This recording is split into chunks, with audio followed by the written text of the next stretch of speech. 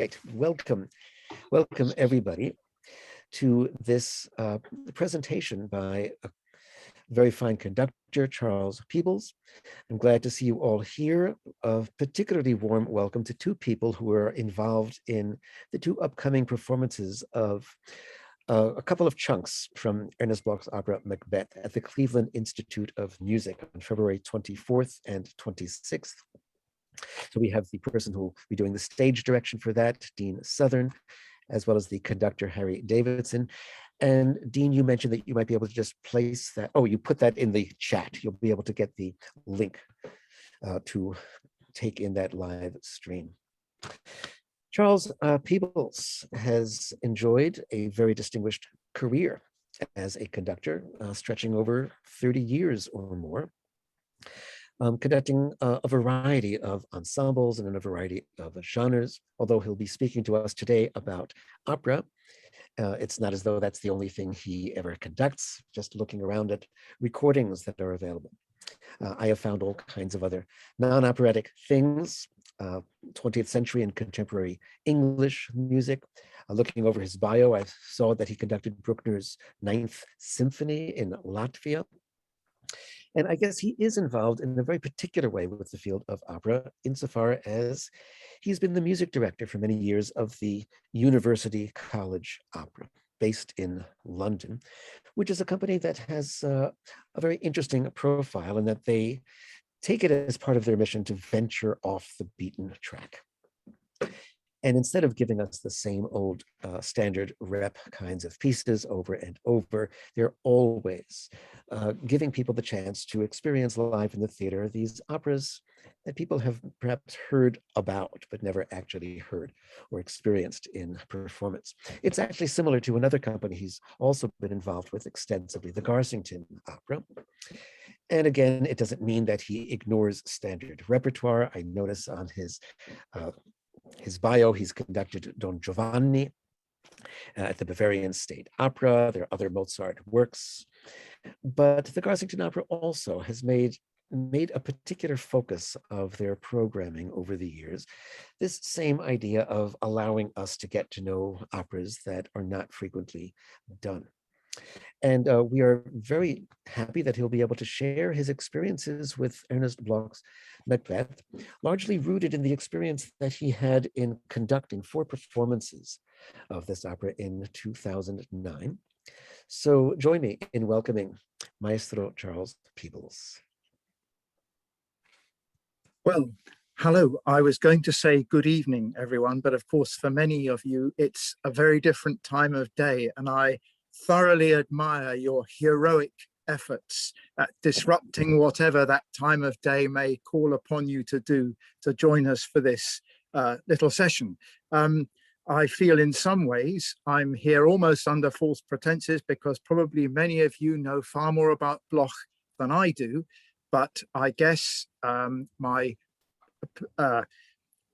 presence here is based on my experience with his opera Macbeth. Now, the interesting thing was, I, like many of you, probably had known all about Bloch all my life. I'm very well aware of who he was, what he wrote. I hadn't actually had any direct involvement with his music, but I remember back in 2004, we were on holiday in Ireland, and Sian Edwards, good friend of mine and colleague, she was there with her husband too, and came over for the day. And she just mentioned that she was conducting this opera by Bloch. Opera by Bloch? Macbeth. And I'm thinking, well, a twofold reaction, really, that there was this piece out there by Bloch about which I knew nothing, and that piece just happened to be a setting of Macbeth. Now, if you're going to write an opera about Macbeth, you need the kitchen sink plus, plus, plus. You know, it's not a thing to be treated lightly, trivial, or on anything other than the largest canvas you can set up. So I was quite sort of surprised and curious. And anyway, it wasn't really holiday conversation, so, you know, we all moved on. But then not a great deal later, probably 3-4 years later, Audrey Ellison, who was setting up the Bloch Jubilee Committee. She approached me, knowing that I ran University College Opera, and said, how about doing this?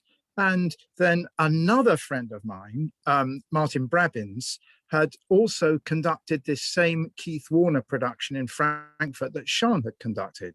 So gradually I was sort of encircled by this piece, and it seemed that somehow it was probably going to happen. I remember asking Martin, well, should we? And he said, well, it's a high risk strategy, but yeah, just do it. So that's how it came about. Now, I suppose one's thinking all sorts of things, like you look at the time that Bloch's Macbeth was written, what an extraordinary decade that was before the First World War, and you have all these composers writing operas. You've got Strauss with Salome and Electra, you've got Puccini with Tosca and Butterfly, you've got Janacek with Yennefer. There's an awful lot going on. And then round the corner, the Stravinsky's ballet is also happening in Paris. But the interesting thing about that is that that's what all these guys did. They carried on writing ballets if they were Stravinsky, or operas if you're Janacek, Puccini, or Strauss. For Bloch, it's a sort of prequel to his career, really. He goes away and then does something different, almost becomes somebody else, except I don't really think he did. But I mean, he didn't do another opera, and we don't think of him as being an opera composer.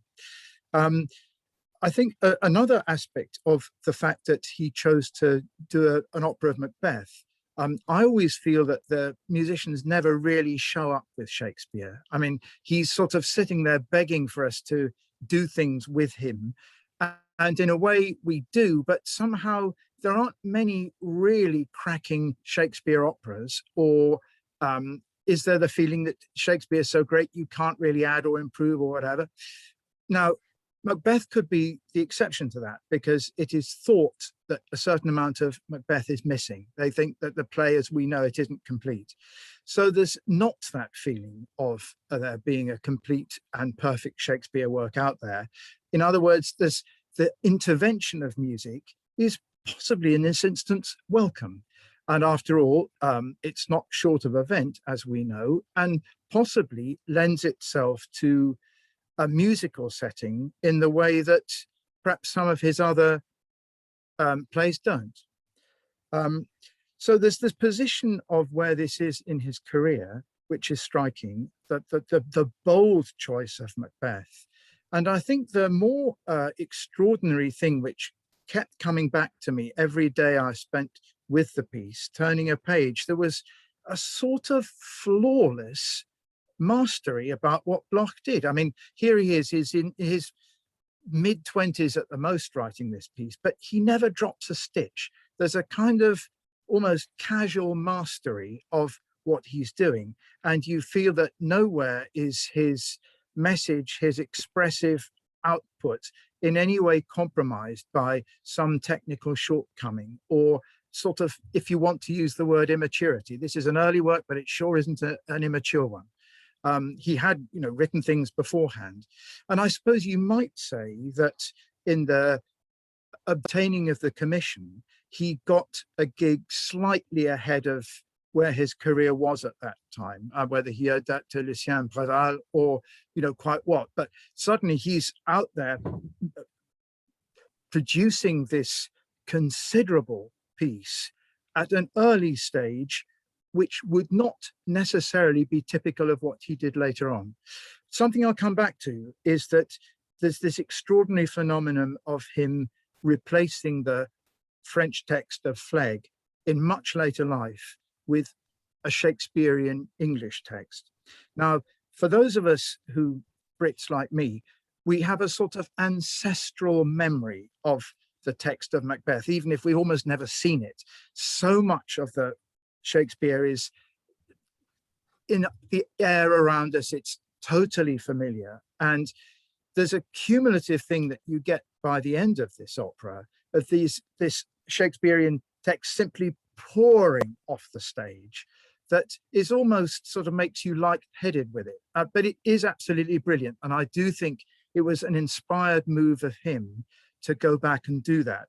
I don't know quite what caused that. Maybe he was in America by that stage, and his future was perhaps with English-speaking territories, who's to say? But I think it was an inspired thing, because for the Brits, it gives it another dimension of a sort of, almost as though we'd always known this piece. It's extraordinary, really, and perhaps he didn't quite understand the full what he achieved by doing that. It also, from my point of view, is a sort of validation of an earlier work. In other words, he's comfortable with his former self. He goes back and revisits and puts an arm around the younger man and somehow takes us all forward in the process. There's the thing, of course, with writing an opera.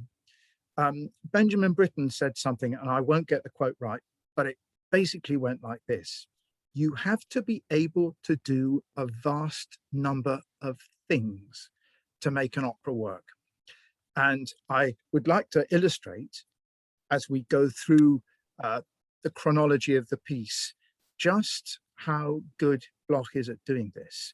He really knows how to manage a number of different kinds of music to sustain this large structure. Now, obviously, it comes in the wake of Pelléas et Mélisande, and we can sort of smell Debussy, but lots of other things too. And I think it's probably, Jesse, time for our first excerpt, where if a piece begins like this, you'll be very curious to know what happens next. Okay, before I play this first excerpt, let me just explain that this comes from the Chicago Opera Theater production of 2014. This was not a professionally made video or sound recording by any stretch. The first excerpt that we're going to actually watch begins at the very beginning of the opera with the lights off. And then gradually the lights come on. So if you don't see any image right away, it's not because your Zoom has gone blank or anything like that. Okay, let me share my screen. And we go comme ça, and we go comme ça.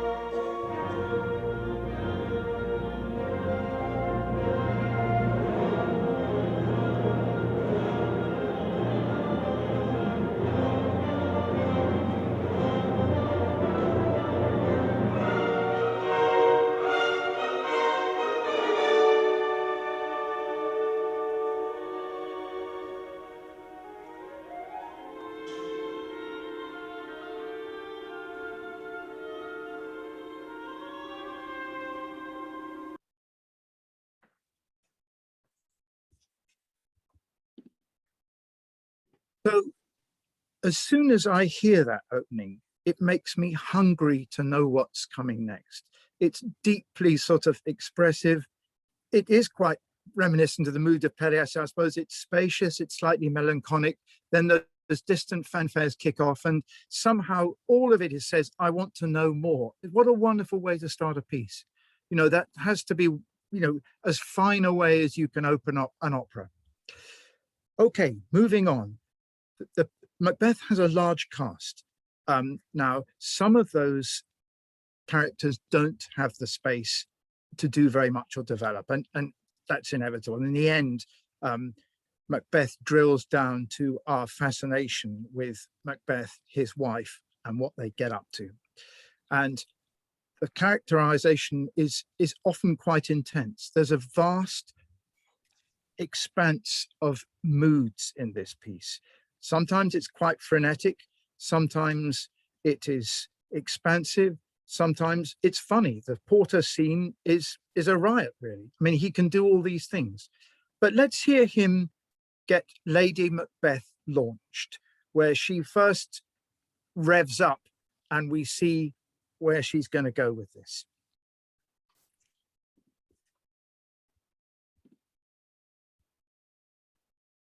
Sorry.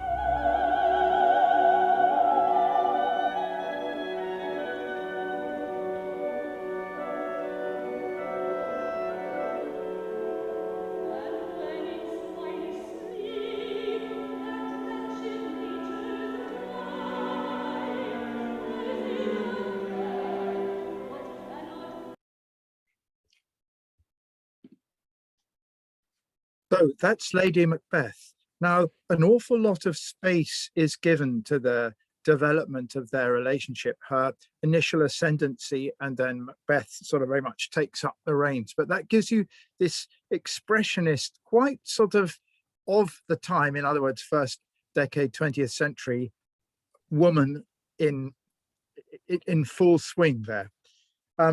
Just going on a little bit with the other characters who are not really permitted a great deal of extra space to enlarge. I was always very impressed that we were able to get Ryland Davis, no less, to do King Duncan in our production. I, could scarcely believe that somebody asked him and he just said, yeah, sure, I'll come and do it. But what it did do, I think Duncan's music is very beautiful, and it just sort of enlarged the character somewhat. I mean, obviously his part in the opera is small, but having such a singer do it, and the class and authority and all that he brought to it, really helped establish, in the brief time we get to do it, what figure Duncan is. Moving on, the murder of Duncan is taking place, and Bloch, we don't have an illustration for this, by the way, because it's not on the Chicago recording, and actually it's so subtle that I don't know if anything other than the top class sound would really make it work. But there's a point where Macbeth is doing the murdering and Lady Macbeth is on stage, and there's almost nothing accompanying her. There's just some double basses playing something which is probably feels almost arbitrary, but is very haunting and very spooky.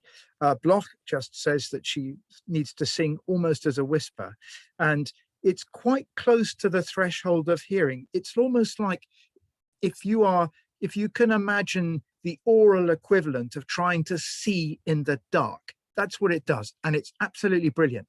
And I don't know quite where he got it, but he just is so sure-footed in the way that he sets this up, and we just feel that we cannot see the hand in front of us. It's just like that. It's brilliant.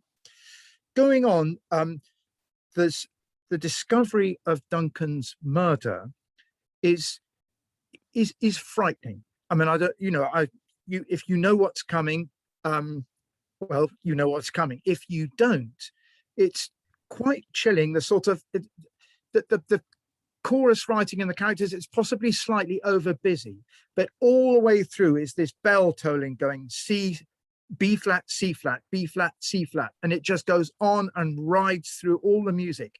Again, an absolutely brilliantly calculated effect as this thing just plows through everything that's going on, and it really is, I think, frightening.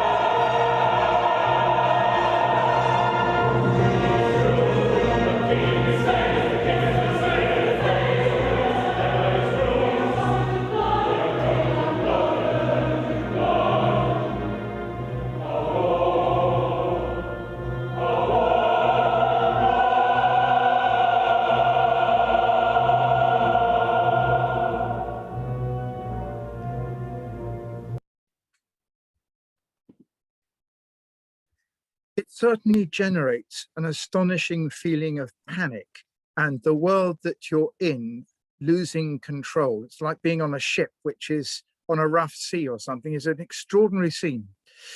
One thing, if I were Bloch's composition teacher, and how dare I say this, I would have suggested that he here and there simplify the choral writing, because such is the complexity of it sometimes that I don't know if it really reads. You know, how dare I say that? But just as somebody who's had to get a chorus to sing it, there are just one or two things. Is it perhaps here and there a little bit more fussy than is productive in generating the sought after impact? The analyst in me finds that thing of the B flat, C flat bell thing that's going on in that excerpt you just heard. I thought, is he being really clever?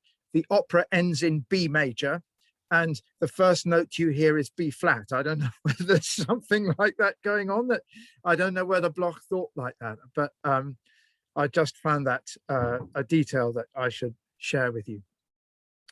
Going on, one of the things you need to be able to do in writing opera is write a terrific chorus scene. And you can see, well, you can't find something much more powerful than that. It really is thrilling.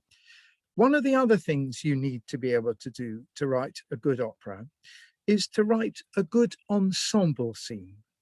Opera is very, very good from Mozart onwards at showing multiple things happening at the same time. That's one thing that music can do. It's one of those very trump card things that music can show, simultaneous contradiction. Now, there's a very good scene coming up, which we'll hear in a moment, where Macbeth has ordered the murder of Banquo, and he's starting to lose it. It's the sort of pressure cooker of his mind is now starting to flip. And we see in this excerpt, he is addressing his courtiers, but he's, quickly to the side, finding from the murderers, did it go okay? And what do you mean? Fleance escaped? There's a lot of, he has many things to manage. He's got to courteously address his courtiers. He's got to deal with the little asides which life now enforces upon him. He's got Lady Macbeth there who realizes what's going on, and he starts seeing Banquo's ghost, and Lady Macbeth sort of covers from him. And occasionally in this scene, he also has some very lyrical outpouring phrases of sort of genuine and gracious warmth to his guests, saying, come, let us drink. And all these things, Bloch flips from one to the other and somehow keeps all the plates spinning, which gives this scene, I think, a tremendous richness, which is characteristic of what opera at its best can offer us.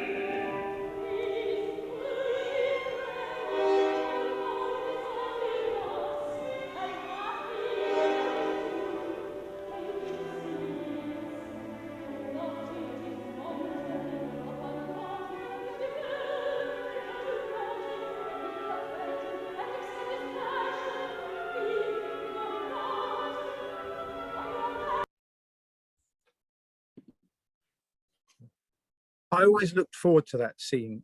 It plays on for longer than we have time to show, but I think it's wonderfully skillful how he moves effortlessly and carries all these spinning plates simultaneously. I mean, that's, you know, you've got to be a good opera composer to do that. One of the things you've probably picked up on is how certain melodies, he does have a sort of leitmotif thing going, which gives the music a great unity. Whether you're receiving it consciously or not, it's there. And it's a very clever way of gathering his narrative and proceeding with it. The very first music we heard this evening, the opening of the opera, is that phrase has a great capacity to be spun in various different directions. And again, that's what he's very skillfully able to do.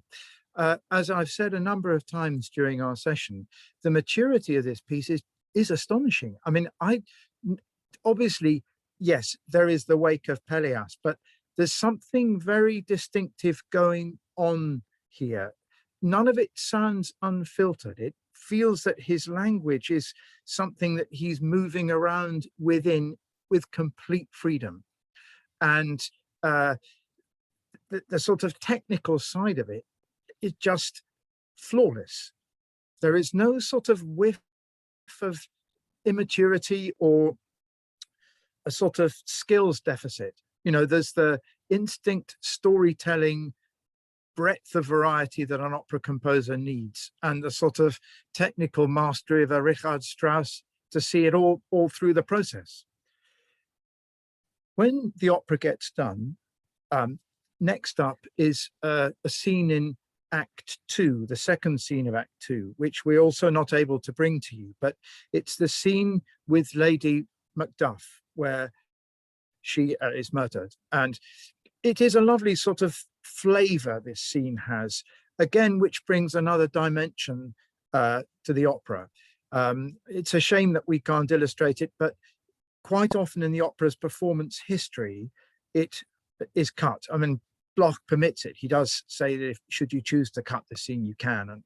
But I would beg anybody not to do that, because I think it does bring another dimension. And we also see Lady Macbeth and her son is a very charmingly illustrated relationship until it becomes horrible, of course. But there's a wonderful sort of chemistry between them. And the student, in fact, she'd a recently graduated student who sang this role of Lady Macbeth when we did it, somebody called Louise Kemeny, who's now making quite a career as a singer. So that was a serendipitous choice of a student as it looks now with hindsight. So anyway, going on from that, Macbeth and his wife start to unravel, and in a way, this is that the scenes with the demise of Lady Macbeth, which we'll hear in a moment, and following on from that, the collapse of Macbeth himself, are quite remarkable in the way this cumulative effect of the reset English, the Shakespearean English, just builds and builds and builds and sort of takes you away like a tidal wave. And it's very, very powerful. And I would really urge anybody now doing this opera to dump the French and go to what Bloch asked us to turn to in later career. And as I say, the effect of it is something that maybe he knew. I think his instincts probably said, do it like this. But for particularly those of us who grew up with what Macbeth is and all that comes with it, it is astonishing how this builds and builds. Interestingly, one of the things you'll have picked up is quite a heroic strain of music in this opera. And the late stages, Macbeth's last stand, if you will, which we won't really hear much of because we're going to hear the end of the opera following on from Lady Macbeth's demise. Macbeth's last stand is music of tremendous heroism and virility, and you really almost start to vote for him. I mean, Bloch perhaps makes him almost sympathetic with this swashbuckling material that he sets the Shakespearean English to. Let's first hear the demise of Lady Macbeth. You know, she is sort of out of it now, and her part is fragmentary, fragile, and eventually she's gone.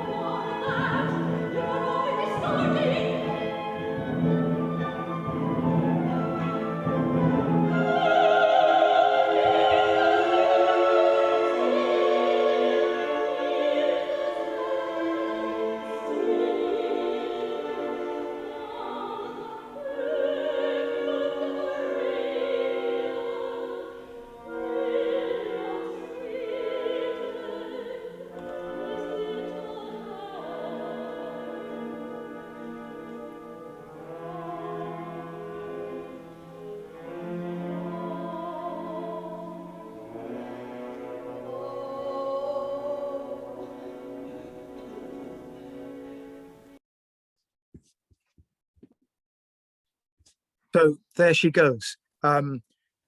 Macbeth follows, obviously, but in very different style. Birnam Wood does indeed come to visit, and the inevitable happens. And I suppose he's sort of reconciled to it by then. After our next excerpt, it will be worth spending a little time thinking what the piece's fortunes have been and what it might be hoped that they will be. When the end does come, it happens quite quickly, really. Macbeth doesn't put up much of a fight, and very quickly it's over. But the opera is crowned by a slightly cheesy but very enthusiastic and uplifting conclusion as they all hail Malcolm.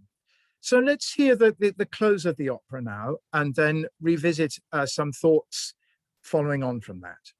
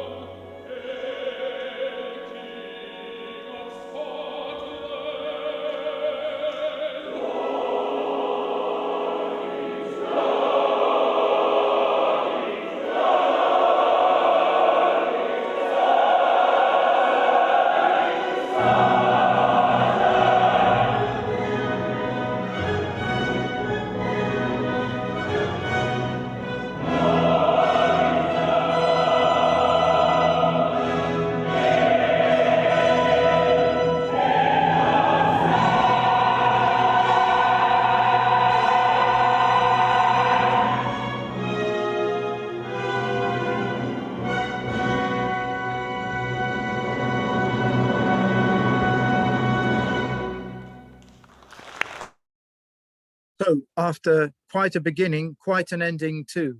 It does have tremendous lift in the theatre. So everyone, let's consider, there's a question all of you at some level, conscious or otherwise, are all asking. And it goes like this. If you're going to set Shakespeare, if you're going to set Macbeth, with all that that presupposes, the range, the ambition, the scale, is he good enough? Does he crack it? Well, if you're asking me, I think resoundingly yes. Now, one of the reasons that I suppose the opera hasn't taken off in performance history yet, I think is possibly because there isn't a really good recording out there. It does need a very major company to put it on. These pieces happen only when somebody, the director of productions or the music director of a company with the resources to do it, decides they want to do that piece, because there's always the pressure to do the Mozart, the Strauss, the Puccini, the Wagner, whatever, which fill up an opera schedule. And in these days, probably also the Handel as well, and certainly maybe the Janacek and the Britten. So it's got to get through an awful lot of things to make it onto a big stage. And that really is down to somebody who is holding the cards at any particular moment at one of the great institutions to decide, yes, we're going to do it. Now, one of the other things this piece suffers from, in reputationally, in my view, is that possibly because it hasn't had the 5-star career it clearly deserves, that people start to read back onto it that perhaps it doesn't deserve it. Well, I'm not having any of that. I think this piece has really got what it takes to, hack it on the biggest stages that there are. But it's getting it there and then doing the reappraisal that would inevitably follow. Opera is a funny old world, because obviously there are people who write nothing but operas. And then there are people who don't write any operas at all, Bruckner or Brahms. And then there's those who write both orchestral music and opera, so Mozart or Strauss. And then there's those guys who write only one opera, and one's thinking obviously Debussy or Beethoven, where their single attempt at opera is viewed as a sort of mid-career masterpiece and, is taken on those terms. The Bloch example is a very unusual one, that it should have this extraordinary sure-footed touch, that it so totally knows where it's going. And yet it's not perhaps entirely typical of what the composer did later on. And that the opera world is strange in the way there is a sort of divide between the symphonic stuff and the opera. I always remember there was a prom in London a few years back where Juan Diego Flores sung some arias, and the Albert Hall was, quite thinly attended. If that concert had gone on at Covent Garden, they'd have sold it out several times over. There is a sort of divide in the public, I think, and the sort of heavily operatic or the heavily symphonic is understood. There's some middle ground, and this piece falls in there because I didn't know he'd written this opera till I was in my early 40s. And even such as yourselves who know every semiquaver of his music possibly know this less well. So there is a sort of identity problem that it needs to get around, but of its, unassailable, bulletproof quality and capacity to inspire and cause us to dream and explore, I have no doubt. I think it's a cracking piece. And I'd dearly love to get my hands on it again. And I envy you guys who are just about to do that. So, Jesse, I think that's where I'd like to leave things. But I'd like to think that this piece has a future of a kind it's not yet had. Thank you. Thank you so very much for this, Charles, this fascinating presentation of the opera and your own deeply considered thoughts about it. I wonder if I can take the liberty of asking the first question, and I'm sure there will be other questions, having to do with the language issue. If only because it's relatively easy for a mostly Anglophone group of people such as this one to sit around and say, yeah, let's do it in English, to hell with the original French version. I'm just wondering if anything at all might, in fact, be lost, as it so often is when an opera is done in a language other than the one in which it was first created. First of all, you're indicating that this is following Shakespeare's text very closely. But is it exact? Is there no need to take liberties with Shakespeare's text, if only to get the scansion to work out correctly? Interestingly, I mean, I know that Hugh MacDonald, who's quite a good friend of mine, did a translation of Pellias et Melisande, and he had to change a lot of note values and was quite upfront about it, and everybody swallowed it whole. And Hugh would take the view, well, that's what needs to do. His French is excellent, and he would have. I think in the case of this, it very much changes aspects of the personality of the piece. I think it starts to smell very different when you've got it in English opposed to French.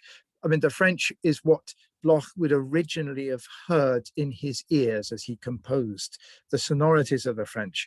And actually, I'm not a great one for translations of operas, having said all this, but I think that a lot of composers, I mean, Rossini being a particular example, who barely sets for meaning at all, but sets for the sounds of the Italian. And yes, I would concede that there is an argument to say that removing it from the French and transplanting it into another language, yeah, probably there is a bit of loss. I guess, counter argument would be, in my view, there's one hell of a lot of gain. And I think it possibly opens the piece up in a way that I find very satisfying. I've heard it in French. I mean, yes, thank you. Thank you very much. And I'm just wondering if I could just ask our two guests from Cleveland, Dean Southern and Harry Davidson, are you going to be using the English translation, or are you doing the original French version of those excerpts? Well, we're using the English. I actually find it quite satisfying how much of it is truly Shakespeare. And part of my preparation, I set the script with the libretto next to it, and put in bold what sections were directly lifted from Shakespeare. And it's really satisfying for the students also to know when they're singing Shakespeare's actual words that he wrote. And it's surprising how much there is, and then also to know what is invented, maybe what's been paraphrased to fit the music. And that's been part of our preparation. And it's tied us into Shakespeare very closely. And I think it's quite remarkable what they've achieved in creating the English version. And of course, with the students, their being this their natural language, they can much more immediately grasp on to the thoughts and the feelings and the expression and go with it, rather than doing their usual student thing and trying to get it all understood and translated and all of that. And I like that immediacy for them about it. Great. Thank you. Thank you very much. Are there questions or comments from others here? I think, interestingly, I mean, I think when you switch language, you do switch imaginative universe. And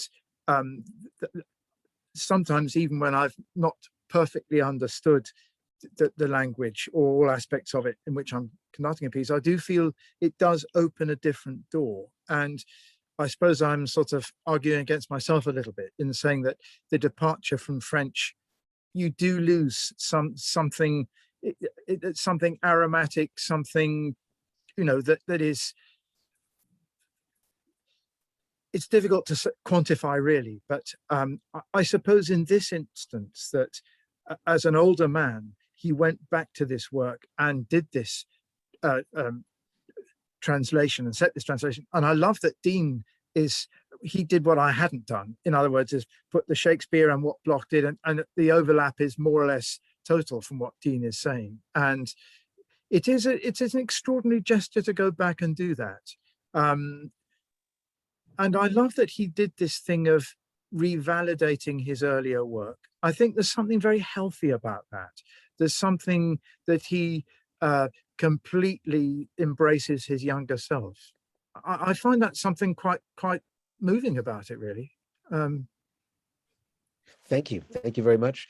Let me bring Alexander Knapp into the conversation now. Hello, I hope I've unmuted myself.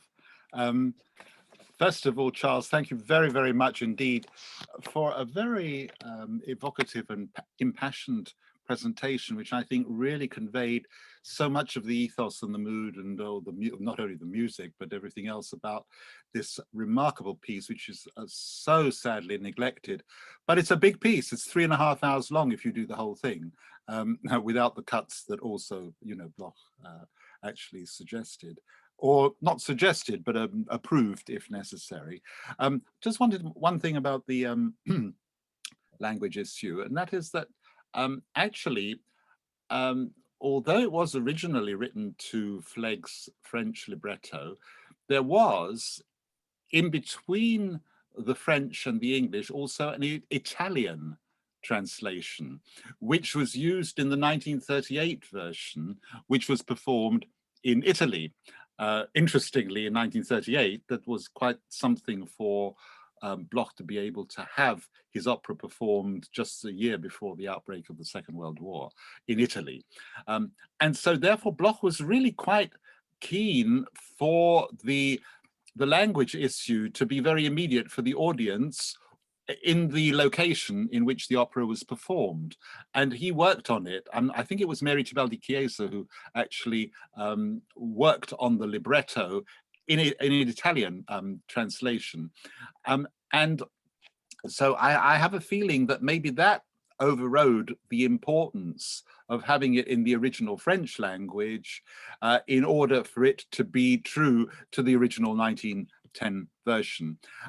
It's a perennial argument. Should one listen to opera in the original language? Should one listen to it in translation? I think the argument goes on. I'd forgotten about the Italian, and in fact, I blithely assumed they'd done it in French. Well, very interesting to hear that, Alexander.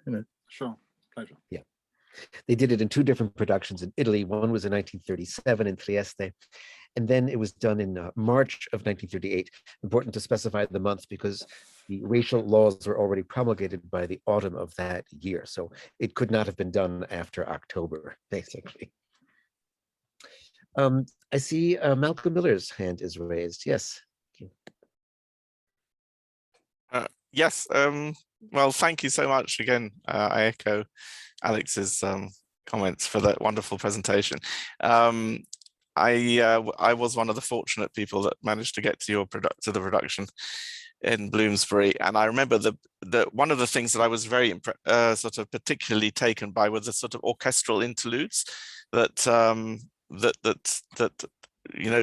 obviously with Bloch's wonderful orchestration, and that was a sort of a highlight, and particularly in the last act where I loved the production, where the sort of the different kings, the generations were sort of walking around, and it was very effective. So I had a sort of question, which is about influence, and I'm just sort of this maybe for Charles or maybe somebody else, but I just wondered about the idea of sort of extensive orchestral writing, which sort of comes into this piece. I'm just wondering, firstly, where did Bloch really take his influence from in an operatic genre for that?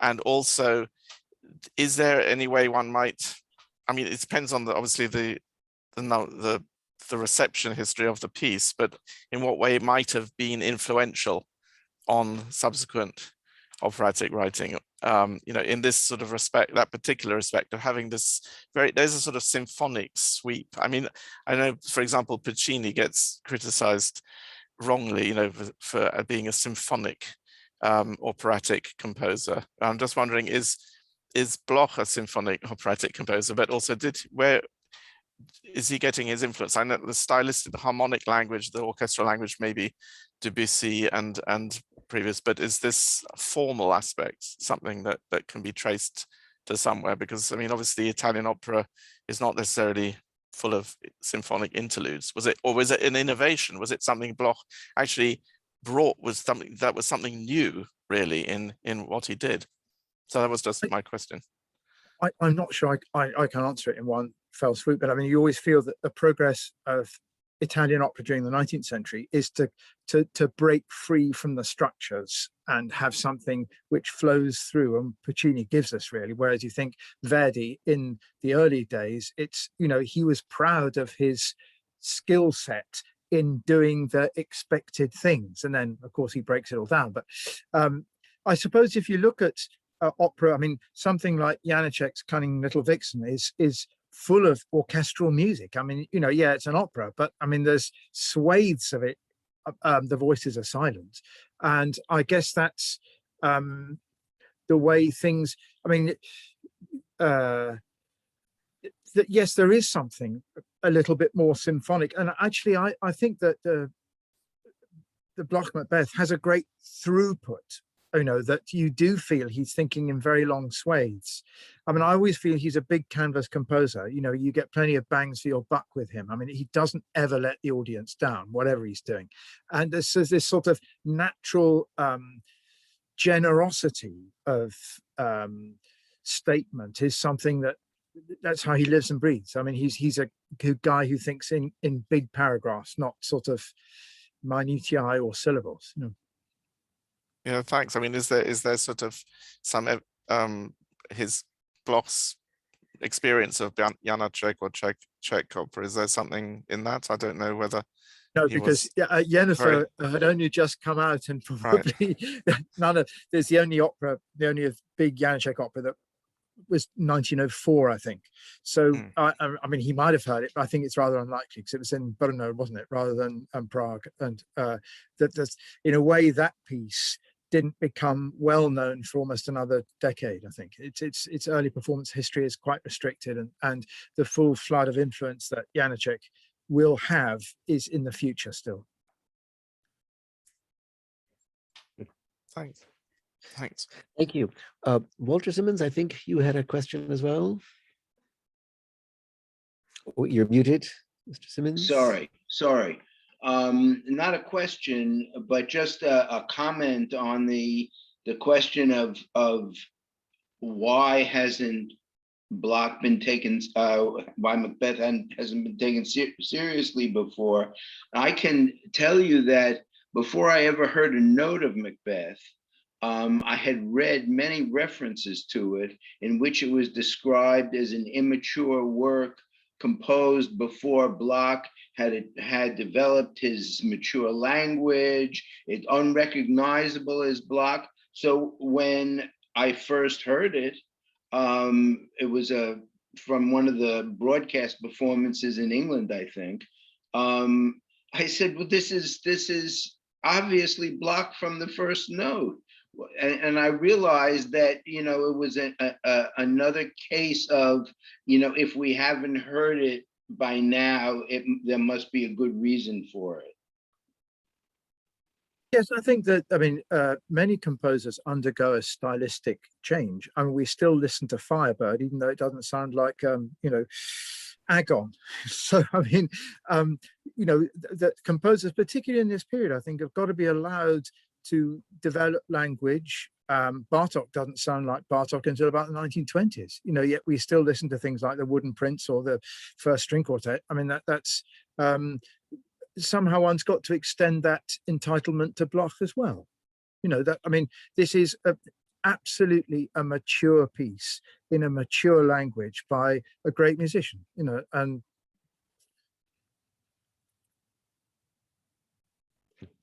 Thank you very much. You know, we're speaking so much about the music for obvious reasons. Charles Peebles is a conductor, very much engaged with the score, thinking about questions of musical language and style. But I just wonder if we can speak a little bit about the staging of this. In the video excerpts that we saw from Chicago 2014, we have an extremely bare bones set. As far as the stage set is concerned, really nothing to look at except a table and a couple of chairs, with most of the visual interest coming from what's projected on this large screen, something that is done increasingly these days. I didn't really get a sense it was handled with all that much imagination in this case, with the one exception of a very abstract whitish shape, which turns out to turn around and be Banquo. And I actually thought that was handled very well. But I'm guessing that this is rather different from the performances you conducted, Charles, in 2009, and perhaps also quite different from what will be done in Cleveland at the end of this month. Charles, did you want to just make any comments about the difference, how it, well, I guess the difference in effect created by different approaches to staging, or do you perhaps feel that that doesn't really matter, that it doesn't make much of a difference? I think, I mean, with Macbeth, you want to feel at the beginning of the opera, for example, you want to smell the open air, the fresh air, the kind of mystery of this landscape in which the witches are going to appear. I mean, somehow you can do theatre in so many ways, but I think this is a grand opera. It's got a big cast. It's got a, you know, stonking great story, well known, and basically it needs painting in primary colors with lots of extras and, you know, a Hollywood budget that really smacks it home. And I think that, okay, better to get it on however we can in some ways, but I'd love to sort of see the Macbeth of my dreams with, you know, the serried ranks of the Royal Opera House chorus and an expensive set, and, you know, somehow, you know, Hollywood would have done this piece well if they'd ever, you know, gotten around to it. So, yes, I mean, I suppose current thinking is that stagings have to be slightly more provocative now, perhaps go against the piece to release something else. But I think, you know, what people would really like to see is the effect of a sort of chocolate box Macbeth, really, that is very much a sort of Macbeth of our first imaginings when we first heard this about the story. I mean, I remember having the story explained to me as a child, and I had sort of images of what that might have been and what sort of Duncan might have looked like and what you know, somehow I feel that's where you want to start to really launch the piece in the repertoire. Rather than put it over to sort of some guy from East Germany who'll do some interesting things, but you'd be hard put to recognize the opera, you know, he said tactlessly. Great. Thank you. Thank you very much. Any other comments? I was just going to questions? say that I got to see the opera in LA before it went to Chicago, and that table was down in the center with with the audience on either side, and literally could feel the sweat flying off of their faces sitting in the front row.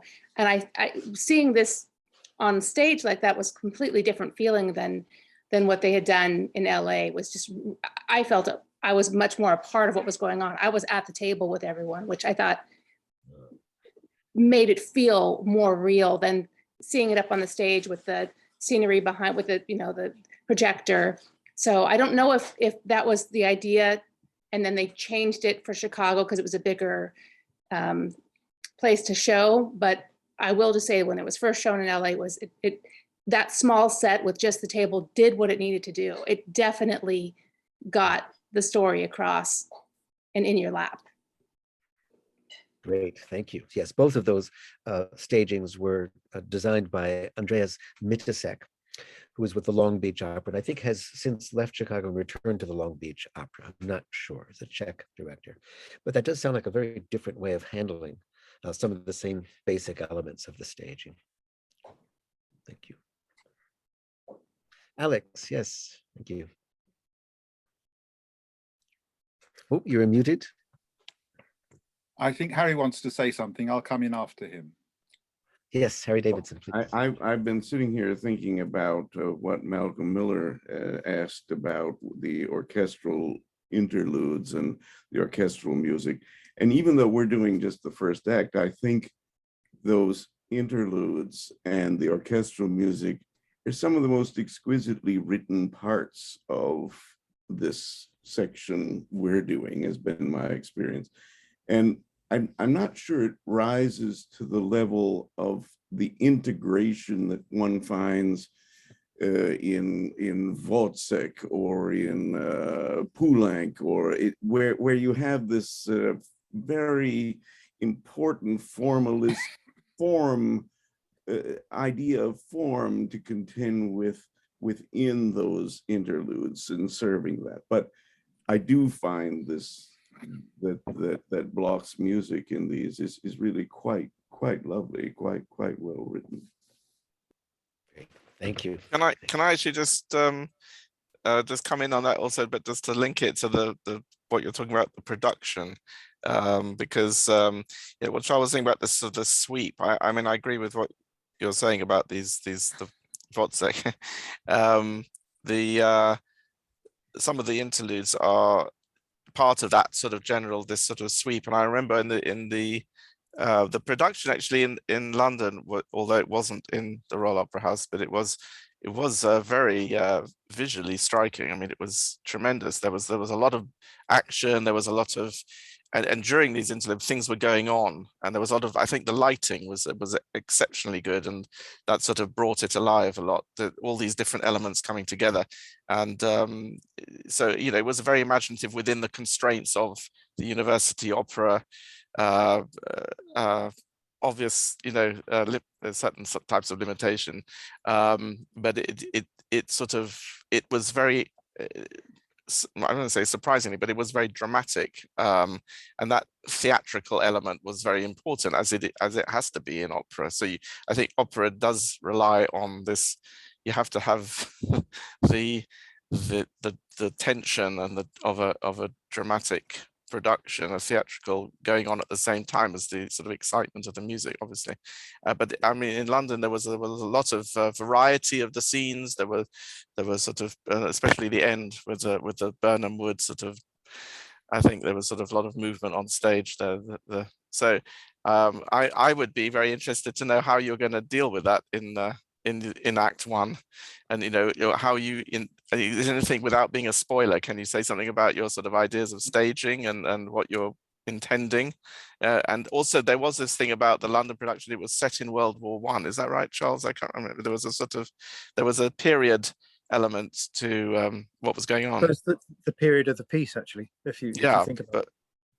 Yeah, we first came to the piece when CIM was preparing for its centennial and looking for things. And of course, Bloch, we celebrate him so much as our first director. And there's a bust of him just down the hall from my office. And at that time, Cleveland Orchestra announced they were going to be doing a concerts performance of Verdi Macbeth. And so then when I found this, I thought, how interesting and within months would it be to do both of these productions? But then, of course, the pandemic shut everything down.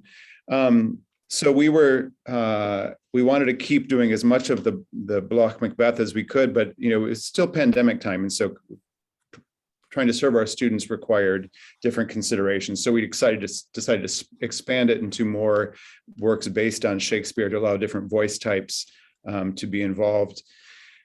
And then as we were in production meetings in December, Omicron was rearing its ugly head. And Cleveland was a terrible place at Christmas time for Omicron, and we just knew that we couldn't put this huge orchestra down in our pit. We've been very lucky doing lots of live performances, but it's because of our ventilation and our testing. So we decided we had to move the orchestra to the stage, and which we've done before when we did Ravel, L'Enfant de Sortilège with Stravinsky, Rossignol. That was too big for our pit. And we had platforms that we moved out into the house for the singers, but this was going to require, all of this was going to require a much bigger platform than what we had intended. So right now in the middle of our hall, we have a 32-foot by 16-foot platform in the middle. So the singers will be there singing toward the stage where the orchestra is.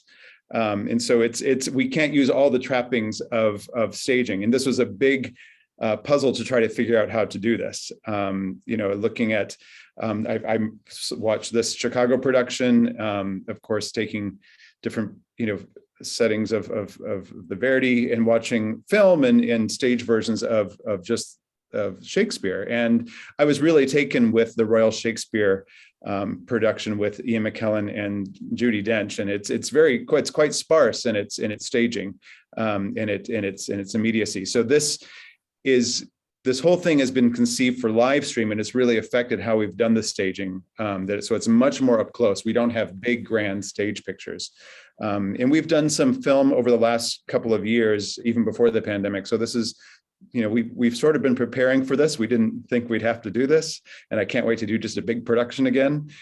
So we've had to adapt with the times, and that's, I guess, what always opera has done. So it's a much more close-up experience than opera typically is. Great, thank you. And I'll just mention again that Dean Southern did give us all the link. That is 2 different links, one for the February 24th live stream and one for the 26th. So you'll find that in the chat feature of this Zoom meeting. Alex, did you have a comment? Yeah. So much of what's been said generates so many more comments, as is a good thing, in a lively discussion. I just want to see if there's some way that I can connect some of these few thoughts.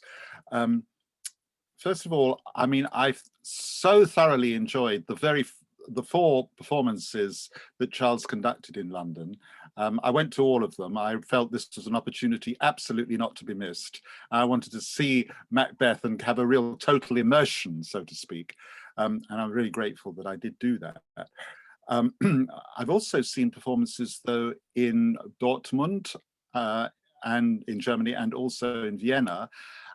And the interesting thing is how the staging was radically different in all the performances, which are not many in my case that I've seen, but they were all so different that it shows that the opera itself lends itself to all sorts of different kinds of treatment and all sorts of interpretations in terms of, the presentation, and the lighting and all that. And all of this was terribly important to Bloch. I mean, he said, that the lighting is really, really significant in the way in which the opera is presented. There was also a previous performance in London in 1975, but it was a sort of a semi-stage performance at the Royal Festival Hall, and I went to that.